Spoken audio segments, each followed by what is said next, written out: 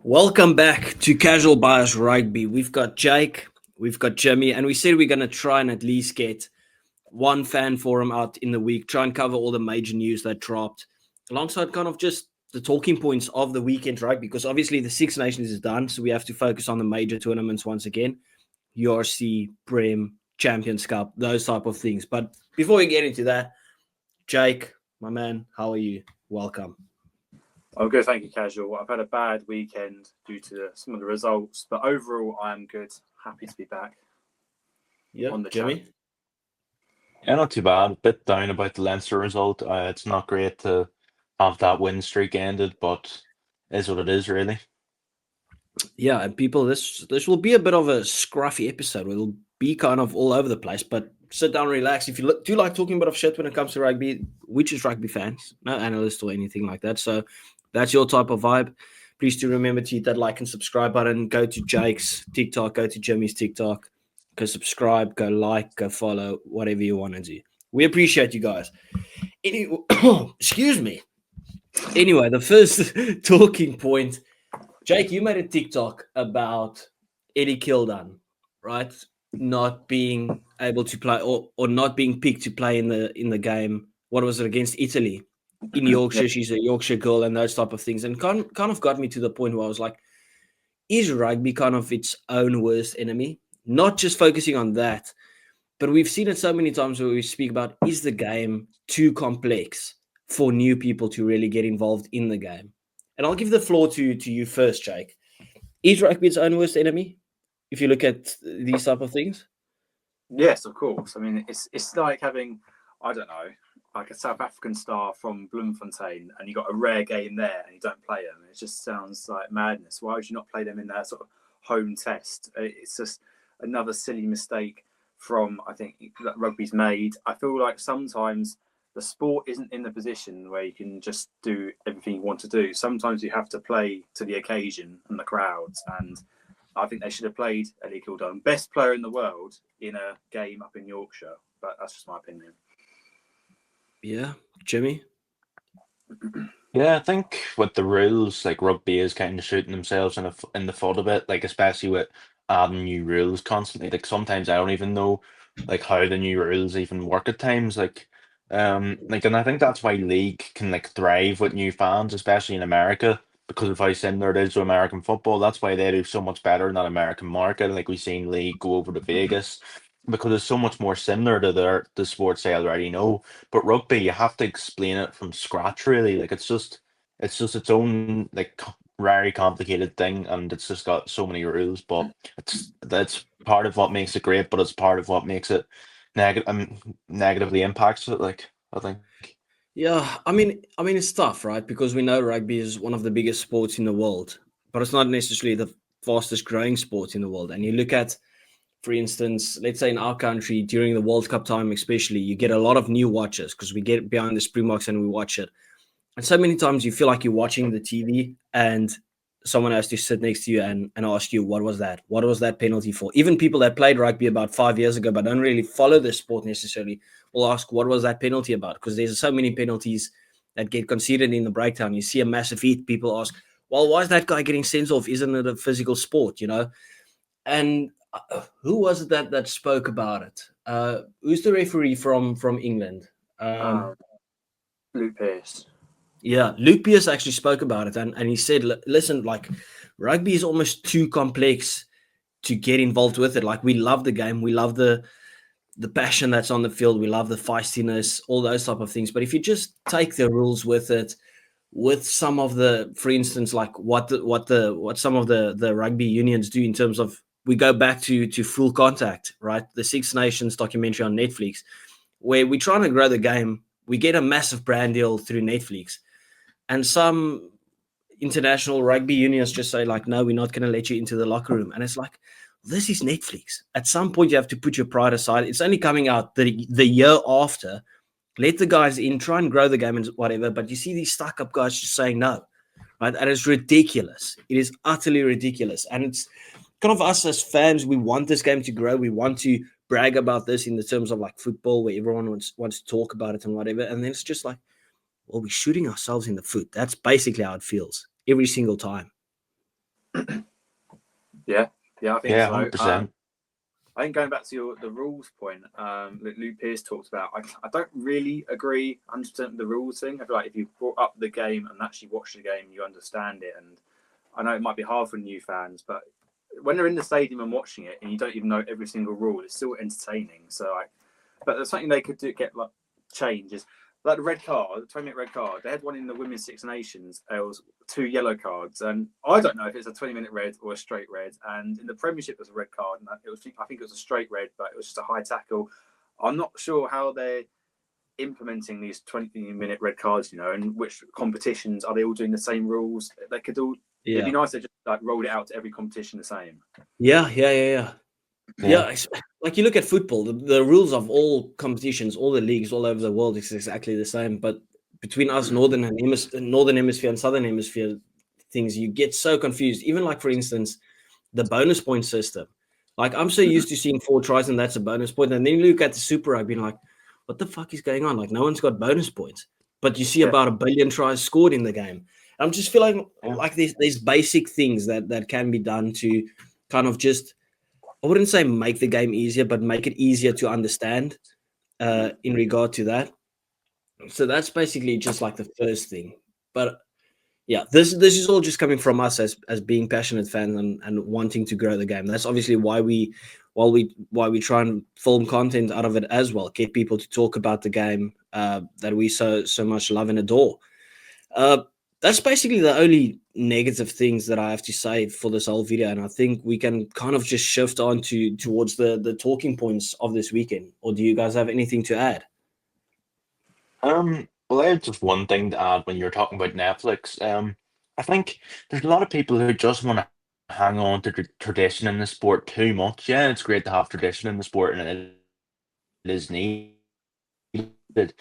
But sometimes you need just to let go and just like look at the bigger picture, which will actually grow the sport. That's all I have to say, really.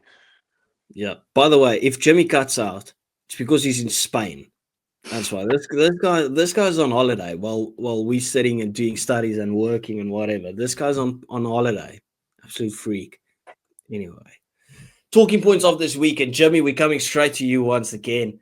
Your boys Leinster, 16-game unbeaten run. The Bulls who's kind of been no strangers of losing at Loftus recently, right? Like, we all know, we call them Altitude Rugby Club, right? But they've been losing at Loftus quite frequently recently, and they bounce back and get the victory over Leinster. And I'm just like, well, Leinster, obviously that was a B/C team, but that was by no stretch of the imagination an A team from the Bulls. Jimmy, I'm not sure if you could hear everything there because you were I can fidgeting. hear now. It's just I was just cutting out my mic and all, but Leinster losing to the Bulls after that big streak, and obviously haven't had like the best of time at Loftus. The Bulls recently, they've seemed very beatable compared to how they were last year, and I really did think we could win that game. Like, we looked like we had it won up until that last scrum. All we had to do was just have a solid scrum, kick the ball out, we get the win. Down in South Africa, which was only done once against the Lions. Yes, we usually send down a weaker side, but I think the whole point of signing RG Snyman and Jordy Barrett was so we can actually go down and win those games and actually stay on top of the league comfortably. But it wasn't great. I think the ref. I'm not going to complain about the ref. This is not criticism. It's just a bit ironic that he did say, "I'm not going to give any cheap penalties away here. We'll be here all day." And he said, and like the Bulls, I do think they drove a bit early and they gave the penalty, but it is what it is. Thought we had it won, but we go again against the Sharks. Yeah, but we all know, like, refereeing the scrum and stuff, you just don't know. And the way that Leinster got blitzed in that final scrum, he kind of had no other choice but to blow the penalty to the Bulls. And listen, I'm no fan of the Bulls. As a Stormer, that's my biggest rival, right? So I don't like giving the Bulls credit, but when you have a 82-minute scrum and you're going up against Leinster and it's not your throw-in and you win the scrum penalty and you don't have your first or second choice kicker, but you have your centre kicking at goal, who's not really the best kicker in the world, slots it to break that record at Loftus to kind of put the spirits up of the Bulls again. I mean, you'll take that all day long, like all day long. Jake, did you manage to get an eye on that game? I didn't actually, no. I just saw the scores 21-20, whatever, but I haven't actually caught the highlights yet, no. Sorry. Jimmy, will you bring it down to Jock Nienaber was the fault for that, just like he was the fault for the Irish performances, as off the ball said? Off the ball doesn't represent the Irish people. They're just, sorry, if I can swear on here, can I? Yeah. Shit talkers, that's what they are. Off the ball, they're shit talking, they're shit stirrers. They do not represent us by any means. Jack Nienaber is a great coach. Yeah, he might not have the prettiest style of rugby, but he is still a great coach.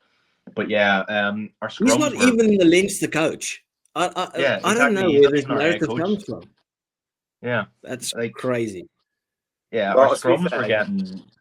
Leinster haven't won a URC yet, Jimmy. So just focus on winning the URC, not going unbeaten. I think that's the main talking point here. I know, but like I think our scrums were getting destroyed all day. Like up in Loftus, like 80 something to minute, like in the game at altitude, and you're meant to scrummage. Like these lads, obviously not their first choice. I'm not trying to make excuses, but yeah, we weren't great all day scrum wise. But yeah, it's a bit hard. It just was a bitter pill to swallow, really. Like especially after Ross Burns slotting that kick from miles out. Like I thought he really redeemed himself and won us a game. Jimmy, the thing is, right, like the Stormers scrum has been pretty decent this season so far. But we got absolutely smashed at Cape Town Stadium against the Bulls at scrum time. Like they absolutely drilled us. Their scrum is ridiculously good. So I wouldn't mind getting smashed at scrum time too much, right? Because the Bulls have got some of the best scrummagers in South Africa. I mean, that Volker Low that plays number 3 is ridiculous. He is massive. He is a behemoth of a man. Like he'll scrum anything. So I wouldn't knock it too much, right? But I had a big problem with. I like off the ball, by the way. Like they just talk their shit, whatever, right? I don't mind them. But goodness gracious, to blame that on Jock Nienaber, the Irish performances when he's not even the coach of Leinster, right? And they just dismiss the fact that Leinster were on a 16-game unbeaten streak where he's actually involved. I was just like, what the fuck are these guys even talking about at the moment? Exactly. Like, that is crazy. Jake, did you manage to see that clip of them talking about it? Well, I just heard they said something like Nienaber's not the guy for the job or something. Is that right? They just said he had a massive influence. Well, they said that he's negatively impacted the Irish attack. Yeah. I don't know why he liked them. That he met. I'd only really listen to off the ball, actually listening to what they say if Ronan O'Gara or Brian O'Driscoll's on, because that's when you actually hear like genuine stuff being said on it and not just absolute like verbal diarrhea. Jimmy's not a fan, but I'm a fan. How does this even work? But I mean, okay, fair enough. That was given us a bad reputation, I think. I don't really think so. I mean, they just call us arrogant now because of that. Really, I miss when they were free to watch on YouTube, right? Because now I'm not going to go behind a paywall. That's ridiculous. No, you can completely forget about it. Yeah. Anyway, Jake, was there any massive things happening in the Prem this weekend? No, we can move on. Move on from the Prem. Don't talk about that. Born the goal was. I mean, Saracens might have lost at Tottenham Hotspur Stadium in front of 54,000 people to Harlequins, but other than that, nothing too much really happened. Jake is did they or did they not lose, Jake? What's that? Yeah, like I took our loss in the chin, Jake. So and then we've been talking about that for the last 5 minutes. So maybe it's time to talk about your team losing. Well, like the Ellie Kildone thing, Harlequins didn't play Finn Baxter, Marcus Smith, Chandler Cunningham South, and they still beat Saracens. It was a dreadful game. I'll be honest. It was a Did dreadful Saracens game. play any of their internationals? Yes, they played. The only one who didn't play was Ben Earl. So they still had Tom Willis, Elliot Daly, Itoji, Jamie George. But most of them were off the bench, right? No, they all started. Oh, okay. I Holy read the shit. legend Juan Martin Gonzalez starting. Yeah, no, it was disappointing. Like, it's the thing. There's the thing about rugby kicking itself in the face is that you had 54,000 people there, and for half an hour, 50 minutes, it was a lot of box kicking and territory battles. Like, you might as well try and be more risky, but play it through the hands and use the backs more when you're playing in front of a big crowd, I think. And they didn't. So. No. I don't agree with that. You're not going to adjust your game plan to win the game. That's the priority, is to win the game. Just because there's a bigger crowd and you say, okay, we're going to play this outlandish rugby and we're going to be fine with playing a different breed than that we've been training for the whole time. Like, I wouldn't do that. That's crazy. But it's different. It's like, I'm not saying pass it from your own 22. But when you're on the halfway line, I think you could try a few more phases before you go for the safety box kick. It's not like the match deciding thing, in my opinion. I don't think it probably comes into the minds of the coaching staff, like whether if you're playing in front of a big crowd or not, like with tactics wise, unless that's my whole point. I don't think they're trying to impress people with their style of rugby, really. I think it should come into their minds because it wasn't a great game to watch. Yeah, well, the Boks never play the most attractive rugby, yet we've probably got the most passionate support out there. It doesn't matter when it's international. International is about winning. When you're trying to showcase the club game, like you've got 40,000 fans who won't go to the Stonex, which is a 10,000 seat stadium. For me, you should be trying to showcase the best of what your team can do, in my opinion. Yeah. No, I get what you mean. It doesn't mean that I necessarily agree. Like, for me, the rugby's just a results-based game. If they feel that box kick could put the fullback or whatever it is under some pressure, get them in a dominant position, do that. Don't be thinking, oh, will the crowd be liking another box kick or whatever. I think in terms of getting the crowd involved and whatever is more off the field stuff than on the field. I agree, but we've also seen it at England, to be fair. Like, England got criticised for Alex Mitchell kept box kicking, and they said like they visibly heard the groans or whatever, and they tried to change it a bit against Italy. It's the most English thing ever. Then you look at the Super Rugby. You look at the Super Rugby that's got the most tries, the most fluent rugby that you could possibly watch in terms of like excitement or X factor or whatever, and yet they don't pull in nearly as much of the crowd that the URC, for instance, pulls in. Exactly. Now that's Exactly, yeah, and it's like low scoring, probably just real physical, just rugby really compared to like Super Rugby. Super Rugby's all flashy and high scoring, and it doesn't get as good crowds. But yeah, you're right. Well, the crowds have been a lot better, to be fair, right? This year's Super Rugby has been an utter joy to watch. Most of the games have been 8 out of 10 rating. Like, I've been glued to my TV. You guys that are even 2 hours behind me have been getting up to watch the games. We chat on the WhatsApp group and everything about the games as they go on. And that kind of tells me like the Australian teams are pulling in some crowds. People are really excited about them. They're pulling up the performances as well. If you look at for instance, the Reds, Waratahs, Brumbies, whatever. Are you guys starting to get nervous for the British and Irish Lions tour? When you see some of the Australian teams really starting to pitch up, you see the good coaching coming through. With obviously Schmidt's not going to be the head coach, but he'll still be involved and have a massive say in it. Obviously, the Australians also have a lot of players that play abroad. Do you guys reckon maybe you wrote off the Aussies too early, or do you think this is just they'll just fall off a cliff again when it comes to the British and Irish Lions tour? To tell, Jake? Really, it is. I know. I'm not nervous. I'm excited because I want it to be close. I'd like a 2-1 win. I don't want it to be a 3-0 win for either team because I think that's dull.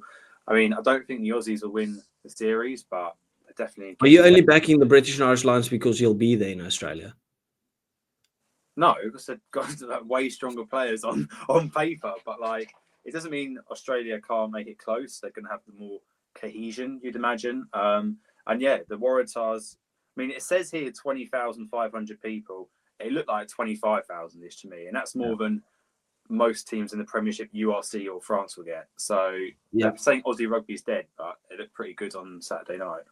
Yeah, obviously take it a bit with a grain of salt because, I mean, that is the derby, right? That's a massive clash for Australia. But I mean, even if you look at some of the other Australian teams when they play each other and whatever, like that, they've been racking in crowds, and I think the Super Rugby's done brilliantly this season to kind of refuel them and get in some crowds. Because I mean, we've seen some great rugby from the Super Rugby, and that's never been an issue. But the crowds have been an issue, and that's why we've been talking about how to grow the URC.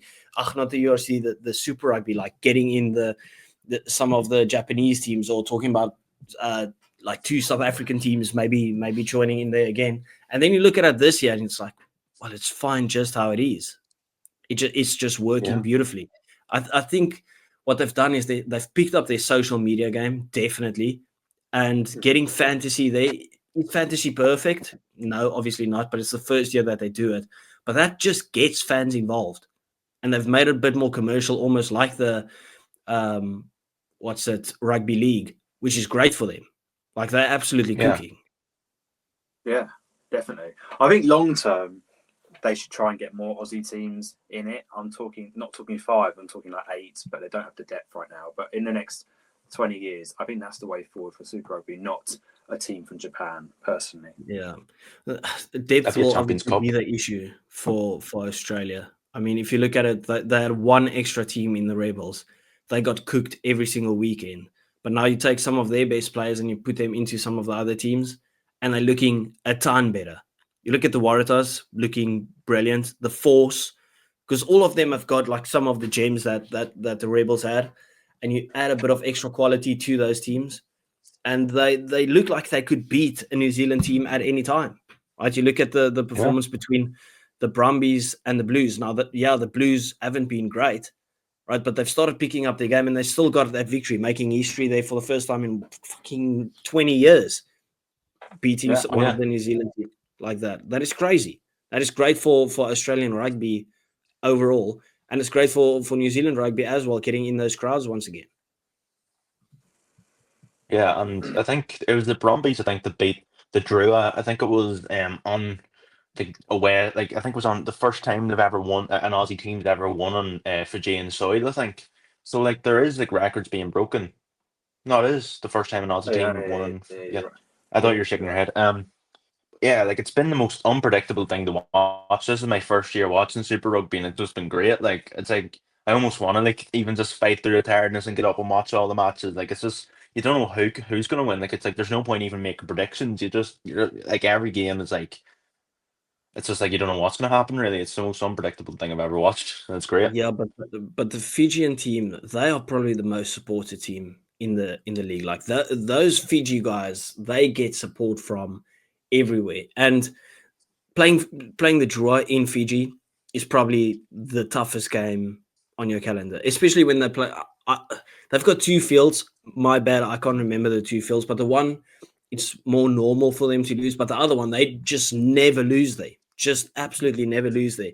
And then you look at them traveling to, for instance, Auckland or whatever, right? And you just see the stands backed with Drua supporters. Even Moana Pacifico has been great. Look at the move from Adi Savea has got people invested in watching the Moana games, obviously, as well. Things like that are absolutely great for the game. So we spoke about rugby being its own worst enemy at sometimes, but sometimes it does itself massive favors, and it really gets itself back onto the map. So yeah. Do we have any other talking points? I'm not even sure. Jake, do you have anything wild you want to say? Do you want to go through any other league games, or do you want to go through the Women's Six Nations or anything? You know what is great? The Stormers have got the 2 best players in the world back. Can you believe it? Sasha Feinberg and Gomuzulu back in that 10 jersey. First game back, gets a man of the match performance. Should he have got man of the match? That's a different story. Probably not, right? But it was great. He was still fine. Damian Willemse, the best player in the world. There you go. Back in back into the squad. Did he have a great game? No. Neither one of the two had phenomenal games. But just finally, you see it working out again for the Stormers. And now I can with confidence say that we are winning the URC. Can you believe it? I never thought I'd see the day. Are you gonna you're gonna prove Aiden right? Because I remember at the start of the season he made the prediction for you to finish top of the table, and like the Stormers were like 15th for a couple of weeks at one point. But yeah, maybe you might prove him right. But yeah, speaking of world class players, Sam Prendergast got a new contract. No, let's still stay on the Stormers. Goodness gracious, I can't be talking about Sam Prendergast. Was it a central contract, Jimmy? No, it was just a Leinster one. Okay, let's not Yeah, talk about the URC is so close, right? It's ridiculous. Where it's like from 5th till 13th are all within 4 or 5 points. That is crazy. Like you look at the likes of Connacht that was playing Ospreys, they were like right below each other. The one sitting in 7th and the other one sitting in 12th after one game. After they were literally at each other's necks. Well, That is absolutely brilliant. Isn't it, the Prem's also quite close, isn't it, Jake? Yeah, quite close. The top 7 can all like qualify. I think Northampton and Exeter have both been disappointing, so they're kind of out of it now. Newcastle are shit. But other than that, the top 7 are all right. Well, Newcastle might be shit, but you know who's not shit? Zebre.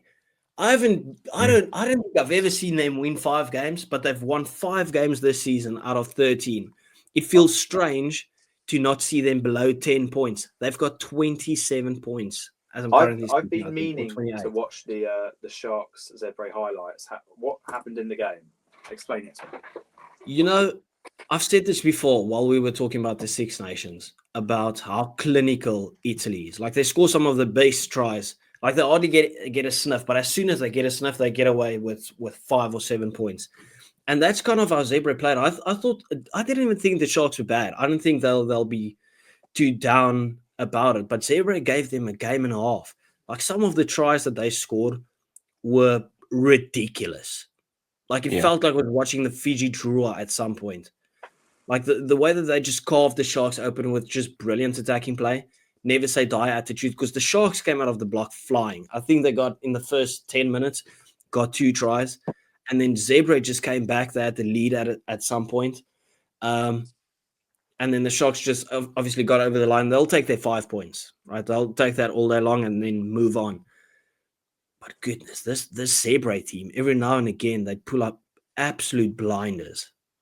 Like seriously, we thought that performance they put up against Munster. I know Munster played a B/C team, right? But they got a victory over Munster. I always say that. We'll beat some of the other teams as well, and we'll make light work of it, and we'll play some brilliant rugby and not get smashed every single game, which has been great. Yeah, like it was down to that. You know the way the Sharks scored late on, like you know the way there was a conversion in the corner. If he didn't get that, then Zebre would have got a historic win in South Africa, which is just crazy to think. They would have got, like, what was it, 4 wins in a row or something crazy like that. Yeah, but I mean, now you can see the Sharks are progressing, because last season they lost to Zebre. So, anyway,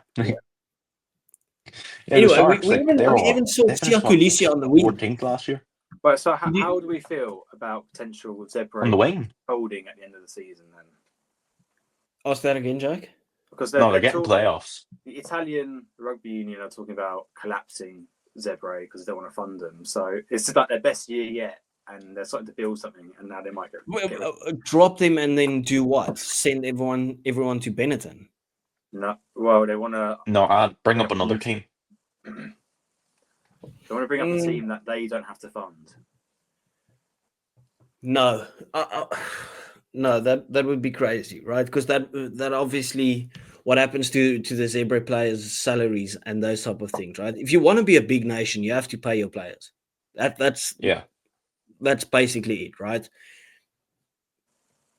I would just push in more funding into Zebre, and then focusing on getting some of the other guys through to Zebre, for instance, make Zebre stronger. But that's what they currently do. But what they want to do is bring up a different Italian team who will pay all the wages themselves, and they can. But Invest the that money. team's going to be worse than Zebre, and then they're just stuck in the same rut as they were previously. You're seeing your team progress. You're seeing them play better rugby. You're seeing them get these upset victories. If they keep on going like this, right, I do not write them off for the next couple of years, maybe like a 10th place finish, which would be massive for the likes of Zebre.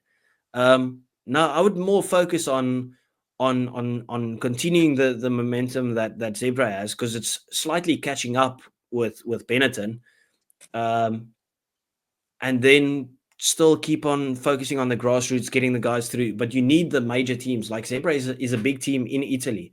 To get rid of Zebre, will lose a lot of the support that some of the Italian supporters gives you. Well, that's my perspective on it. But it's like, Yeah. let's say the Lions are necessary. Let's say the Cheetahs, right?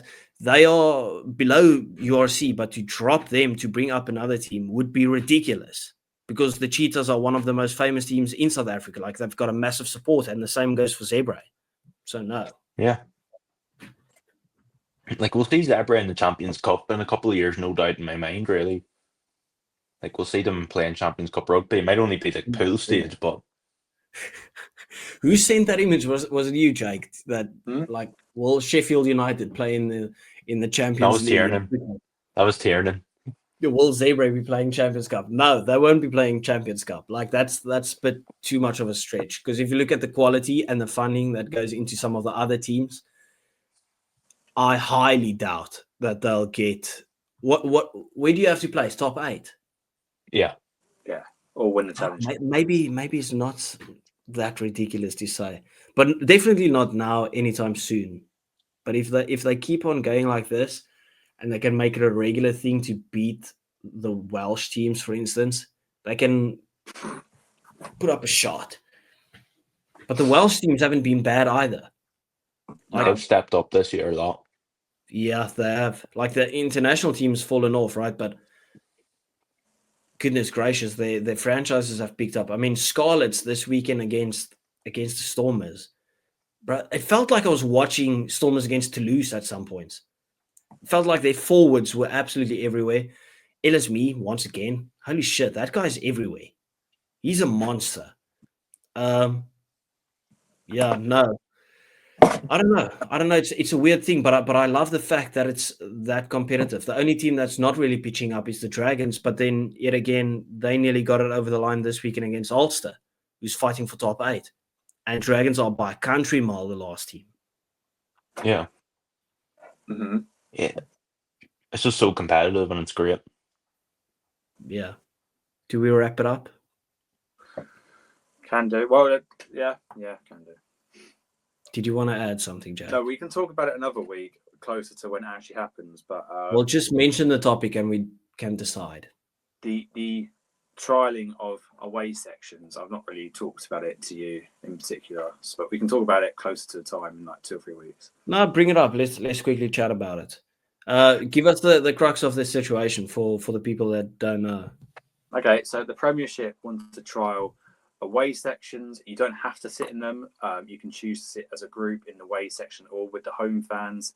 They're trialing 2 games. Gloucester going away to Saracens in April, 19th of April. So I'll be there watching as an observer. And then Harlequins away to Leicester. So yeah, they're trialing these optional away sections.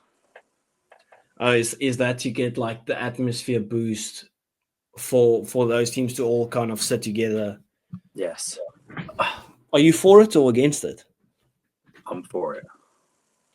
But then obviously that means that the home team can't buy tickets in those stands, right?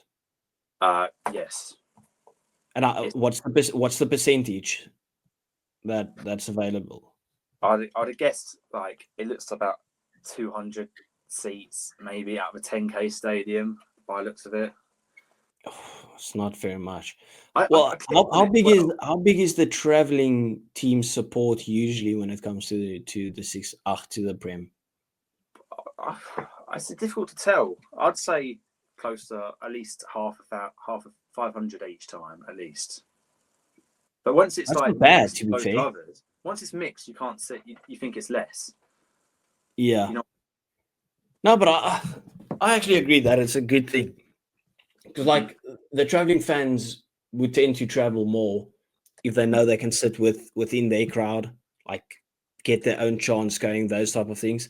That's obviously great in terms of football as well, because you see it so many times when the away team scores and they go and celebrate in front of their crowd, where it's like now you don't even know really where to celebrate. And the they fact do it in that rugby they're league allocating as well. Sorry, but they do it in rugby league too in England. fair.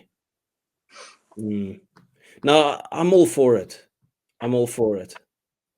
Because Okay. to buy tickets and you have to travel and you know you're going to sit and be drowned out kind of by the home team support isn't always great. To be fair, if you think about it like that, because they're not only allocating the 200 tickets. Obviously, some of the away fans that prefer to still sit within the home crowd, they can obviously do that as well. So you got the 200 that's like cemented just for the away fans, and then you have the rest of the stadium that away fans can still travel in. Yeah, I'm for it. That sounds cool. I think a lot of people. Sorry, what are you gonna say?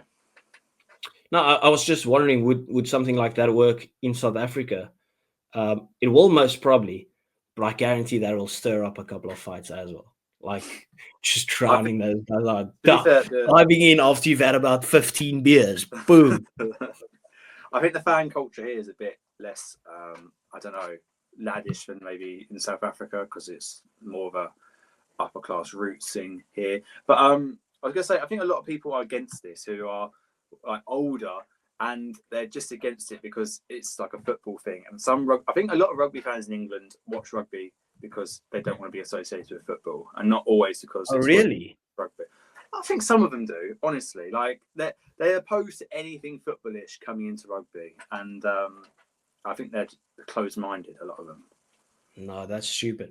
Do you think that's the issue in English rugby, that rugby is seen as like an upper class sport? Because I've heard about this thing, and I'm like, it's pretty rugged for an upper class thing. Doesn't really make sense.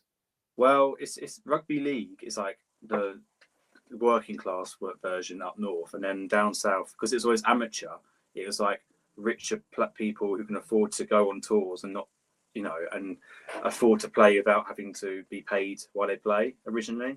So a private school thing.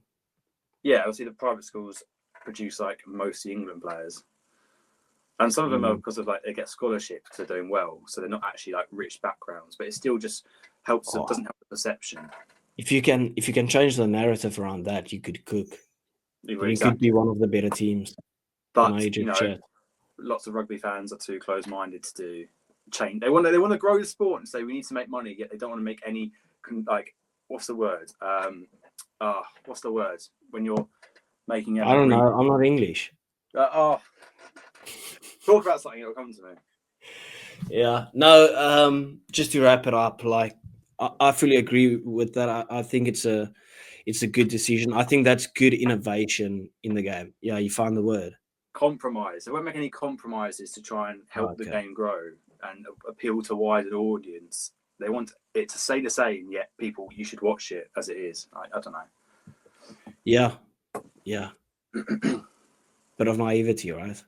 Yeah. And I was at the Saracens Harlequins one at Tottenham, and as I said, it was a boring game, which is a different thing. And the atmosphere falls flat. And the thing about away sections is that, you have a great atmosphere when it's a great game, but in case it is a bad game, the away sections will kind of make you forget about that because you're sort of having that banter with away fans, I feel like. Yeah, but that's kind of what's made football so great, right? Like not even just at the stadium. And I know not everyone wants to associate with football, but you talk about the biggest sport in the world. Clearly, they're doing something right, where you have the bit of banter and obviously the fights and whatever that goes on in the stadiums. The teams are very passionate. The supporters are very passionate. But you see the pulling through on social media as well. Like if you go on, for instance, you just mentioned Tottenham Hotspur. If you go onto their Twitter or Instagram comment sections and you see the supporters of the other teams just like slating them, it's been 20 years since a trophy or whatever. That's obviously what makes it great. That's the content that we put out there as well. Just like showing the fan side of it, trying to embrace just being a fan.